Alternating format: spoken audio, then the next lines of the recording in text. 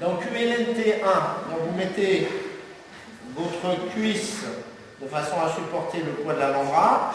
Vous allez mettre la main donc dans la table et vous mettez prêt donc à faire de l'extension et supination au niveau de la main. Premier stade, dépression de l'épaule. Vous êtes bien en abduction à 90 degrés. Deuxième stade, extension, supination. Troisième stade, rotation externe. Quatrième stade, extension du coude.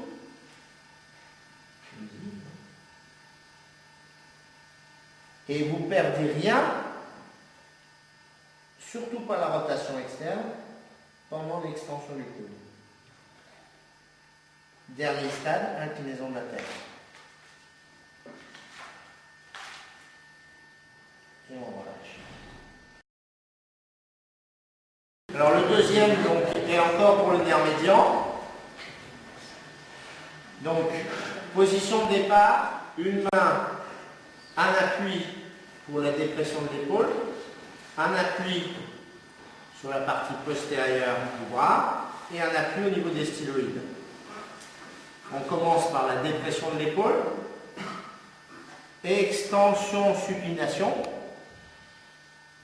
On maintient l'extension, supination et on va faire extension des doigts et du pouce et on va noter le déficit d'extension au niveau du poignet. Puis abduction, puis inclinaison de la tête, contralatérale. Et on relâche.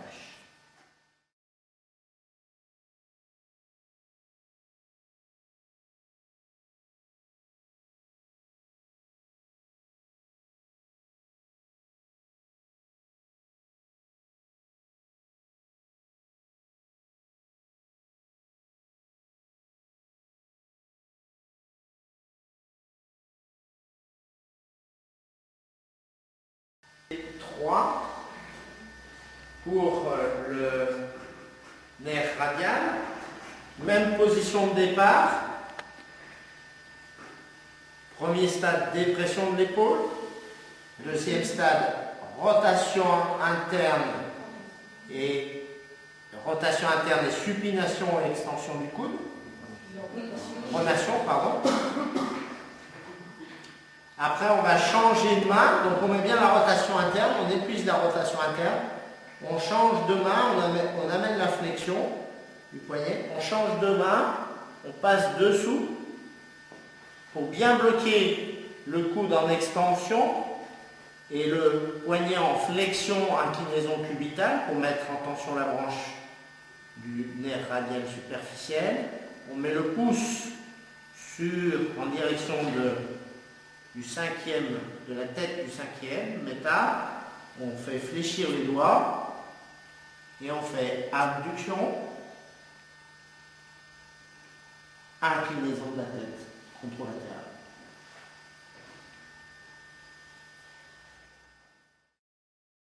ULNT4, position de départ, c'est la jambe crâniale près de la tête qui donc se positionne pour soutenir le poids du bras à 90 degrés, comme dans le ULNT1.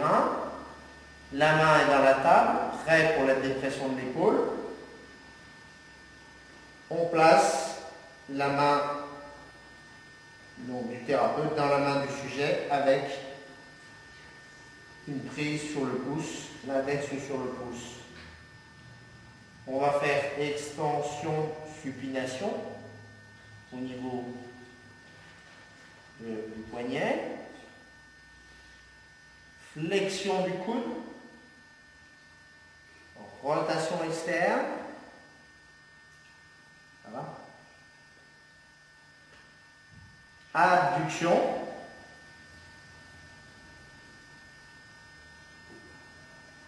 puis inclinaison de la tête contralatérale.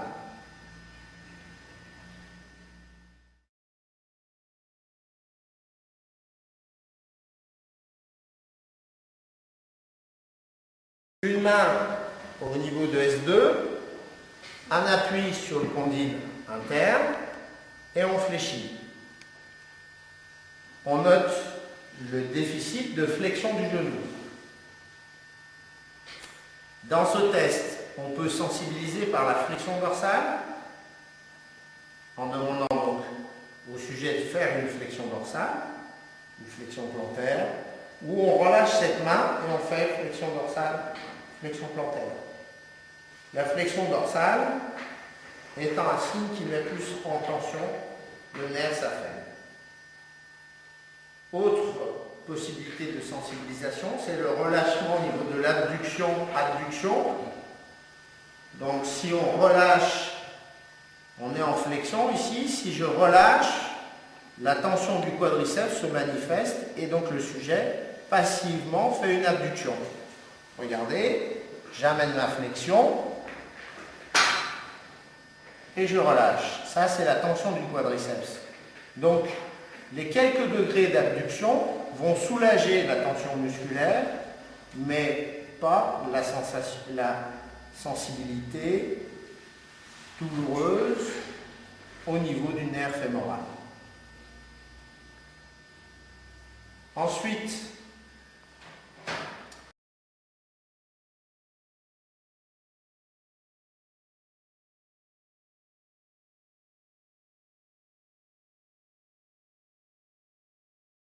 on peut utiliser comme variante à ce test une augmentation sur l'extension de hanche. Alors, l'avantage de faire de l'extension de hanche va mettre plus en tension le nerf fémoral latéral.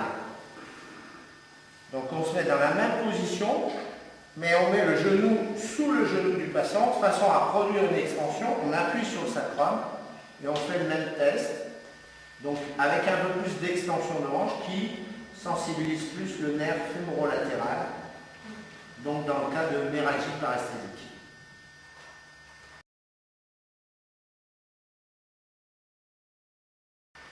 Et puis l'autre variante, c'est pour le nerf saphène, branche L4, où on met en extension, cette fois-ci extension de hanche, extension de genou et flexion dorsale de pied.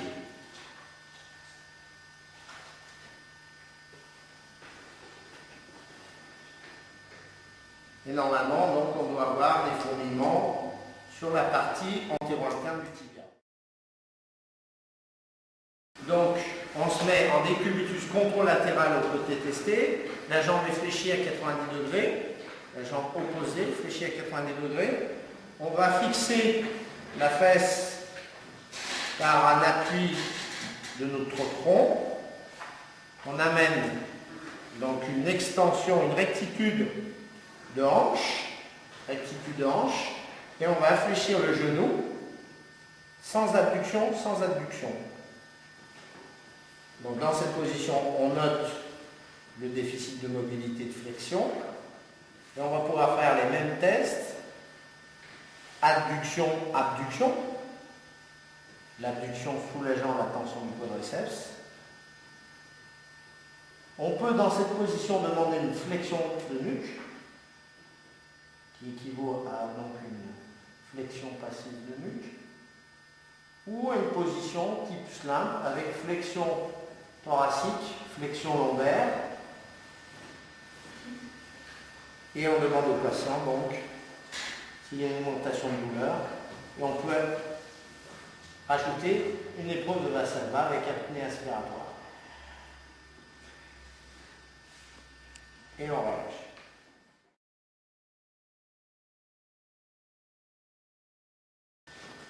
Avec une extension de genou, flexion de hanche, sans adduction, sans rotation. On adjoint une flexion dorsale pour le nerf tibial postérieur au S1. On va rajouter une abduction aussi, une rotation interne.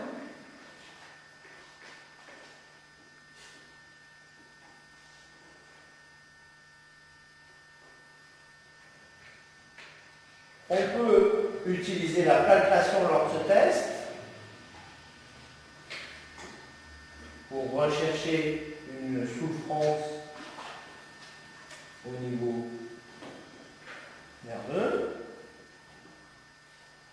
Et puis, on peut rajouter, bien sûr, à toute cette adjonction, c'est-à-dire flexion de hanche, extension de genou, flexion dorsale, adduction, rotation interne, et bien dans cette position, on peut rajouter une flexion de nuque et un valsatoire, apnée inspiratoire. Et en relâche.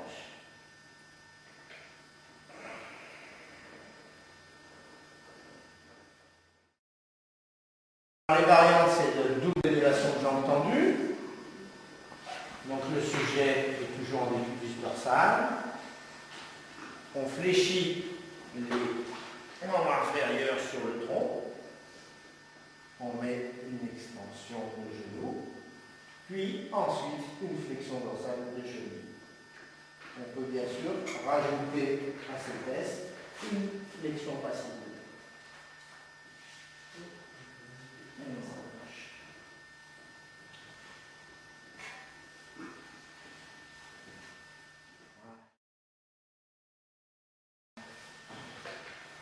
Donc, le test d'élévation de jambes tendues est d'ajouter une flexion plantaire et une inversion du pied pour solliciter plus le nerf péronné superficiel qu'on voit, vous voyez, ici.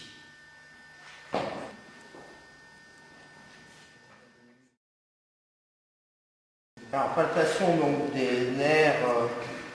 Alors, la branche donc, du péronnier commun est ici, en dedans du biceps, vous voyez ici.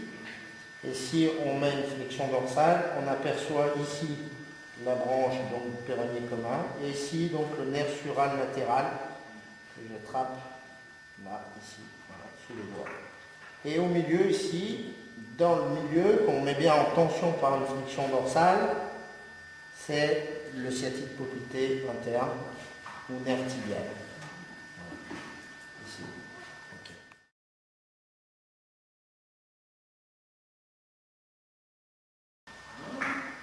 Alors, premier stade, flexion lombaire, flexion dorsale. Deuxième stade, extension de tête. Troisième stade, flexion de tête.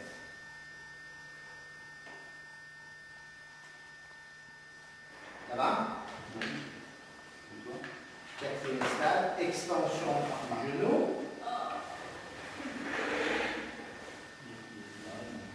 Flexion dorsale.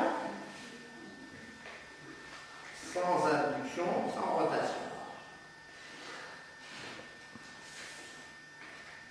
Sixième stade, extension, garde bien la flexion dorsale, extension de la tête.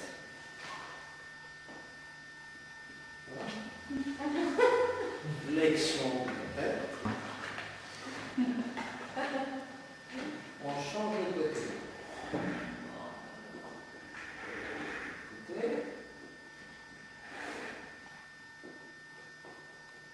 Flexion dorsale. Ça va? Extension de tête. On remet la flexion de tête, toujours ça va bien?